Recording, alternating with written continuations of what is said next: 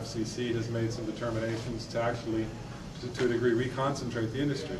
And part of that is simply because we've had a boom bust and the telecom was on its face, and they're trying to prop it up.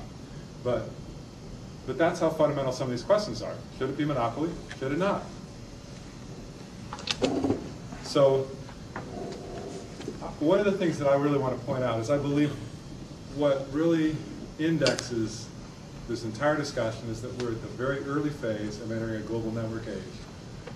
And one of the quantitative measures that I've made to myself to consider that is that Hal Varian at UC Berkeley in their School of Information Studies and Business, he's sort of hybrid, has produced a paper within the last year or so about how much information there is in the world. And using that as a guide and some other sources and then looking at how much information is actually on the internet, my estimates are that of all the recorded information out there, far less than 1% is on the internet.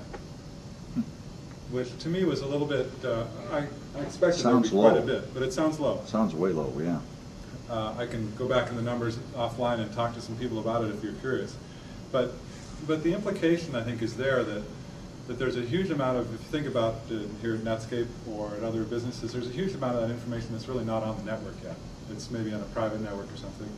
And there's a huge amount of information in the world that's in the paper format, or that's in CD-ROM format, or in VHS format that isn't on the network, those particular incidences of it. And then there's the issue of whether it's unique information or not. But the implication then is that in the future, the growth of the network is still substantial. If we only have a very small amount of it on the network and our traffic is doubling every year, I mean, how long will it continue to go? And then think about the implications for investment to actually get into a stable situation with the global network age, where virtually everything that we would be doing encountering information could be done via the network. And I truly believe that while we've all lived through the last decade of hypergrowth, that we're still at a very, very primitive stage in terms of the maturity of both the volumes of information flow and the status of the way the architecture works. So, question, maybe not all the information on the network, but maybe all the important information you might want to look up is on the network. And, you know, where's the room for growth? If you got everything, you know, you need, that's one question. Another question is there's some things on the network you got to pay a few bucks for. And so, you know, if you want to download certain books or certain papers, you got to pay something, which is a nuisance because you got to give somebody your credit card and you don't want to get spam and give them your email address. Even though the money's trivial. It's a good point. There's a fellow, Andy at Lisco, who I really like his readings. He's now at University of Minnesota. He'd been sort of a chief scientist type at AT&T. In their mathematics department, he's got a cryptology background. He looked at the economics of information flows, and one of the historical points that he brings up is that the post office, the United States decided to use my letters to you and your letters to one another to subsidize bulk mailings. And they did that because they figured they needed to have a core center of society that was established by the type of bulk mailings of newsletters and whatnot that gave an identity to our society. But that in fact, the real value that was present on the network were these individual communications. And I wanted to bring that up when you bring up this issue about how much information there is in the network, because one of the questions is really whether Hollywood and broadband are kind of the things that are there together, or whether Hollywood's just some small part of, kind of like the mailers. I mean, how much of Netflix is on the mail system today, rather than a lot of individual communications. So if broadband, if it becomes important to have video-to-video meetings, then there's a huge volume of bits that are not yet present on the network. If we're talking about how much of the really heavy information that you're using today is actually on the network that's maybe in an entertainment format, how often do you go to the internet to watch something of entertainment value versus the television? Never. Okay, because the network just hasn't grown in its capabilities yet to really to do that. I know some people spend a fair amount of time there. Ask a teenage kid. Right? Yeah, ask a teenage kid. He spends all his time on the network playing games, which is an entertainment, hopefully. Okay. Then there's another source of information on the network that you don't count when you say there's only 1%. I can go to a website called Expert Exchange or Hot Dispatch and say, this is my question, and a bunch of experts will compete for my points or my dollars in the case of Hot Dispatch to give me an answer. And sometimes they don't come up with anything decent, and sometimes I've solved some real problems that way. Right. And so that's something that's on the network, which is not HTML files or PDF files. It's people at on these websites. I think it was University of Austin has done a study for, what's interesting, actually, one of the data points about their study is actually when they put it out.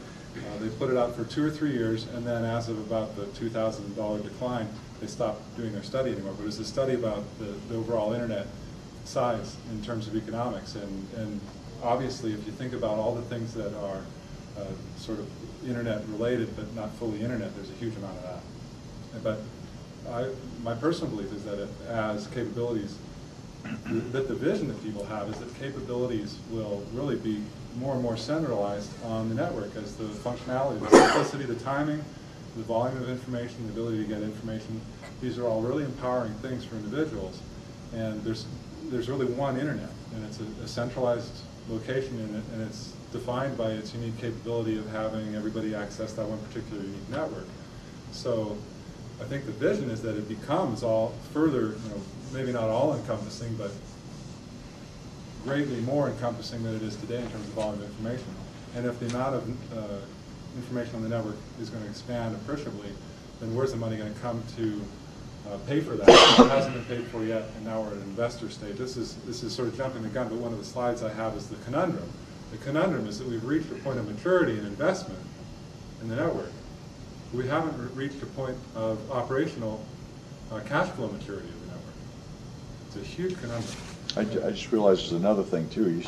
You're saying only a minuscule fraction of all recorded information. I'm wondering how much of the recorded information has been recorded in the last 2 decades or last decade versus before, because there are phenomenal programs, Brewster Kahle and all the stuff he's doing, going back trying to capture ancient information and make it available on the internet.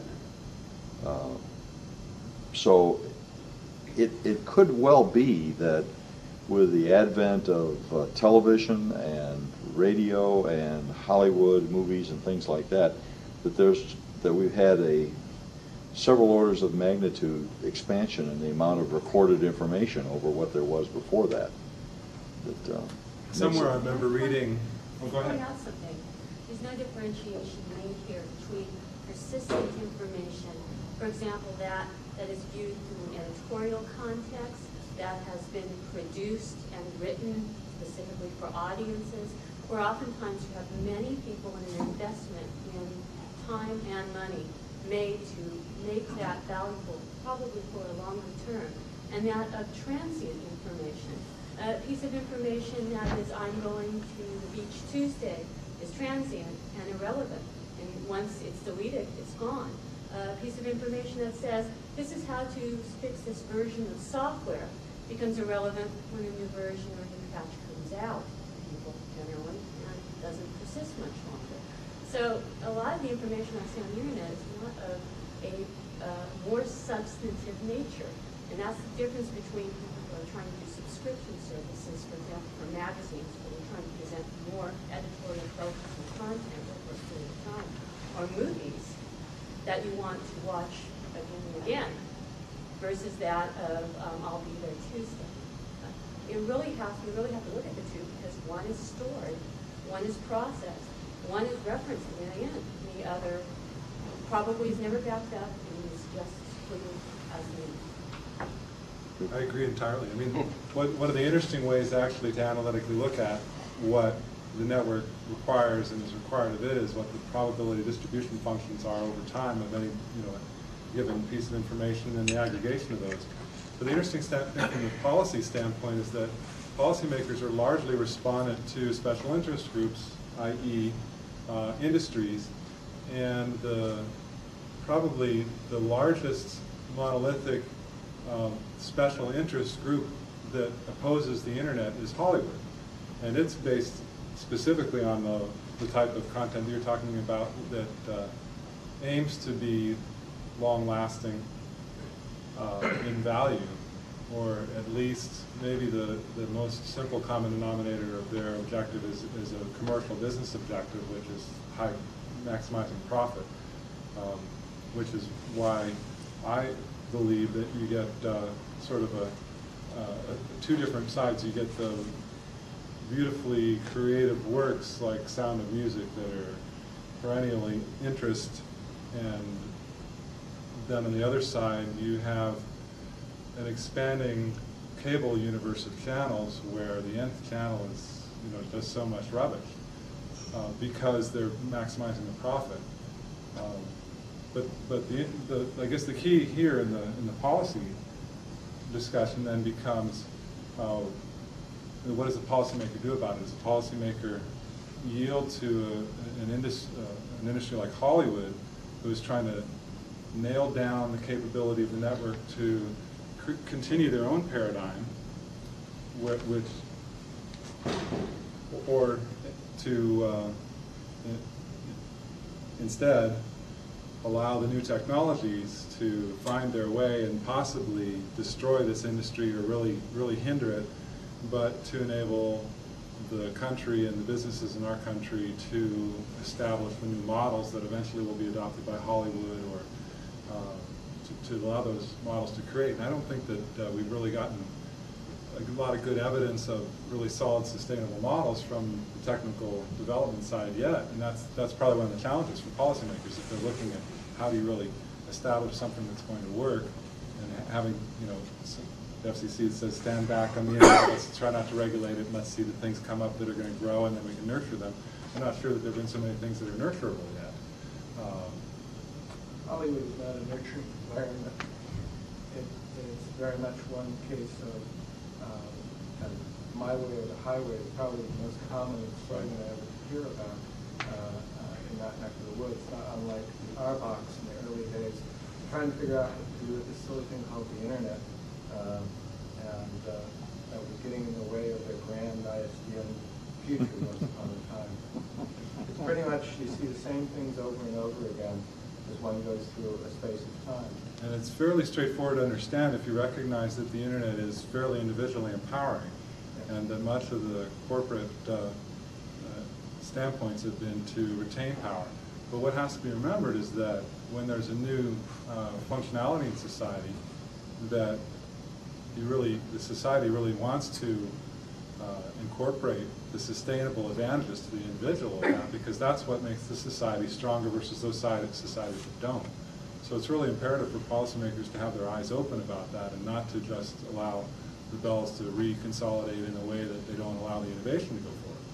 How much, by the way, just asking a question here, of the policymakers are aware of the impact, the productivity impacts of the internet on the society as a whole, the fact that it's reduced tremendously a number of costs associated with a variety of different social interactions, because now the cost of communication is radically lower than it was only a decade ago.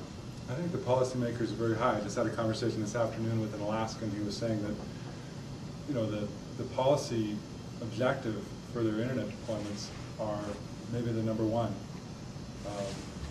Effectively saying that, well, telecom obviously is heavily policy driven in any regard, but I think that the different studies that are available on broadband all point to sort of secondary ways that it benefits the economy. But the problem is that if everything is secondary, then nothing's primary, then it becomes a government point, which goes to one of the other main themes that I'm jumping the gun a little bit, so when I get there, I apologize.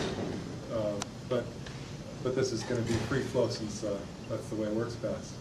The issue is broadband a business? Now, the road system is not a business.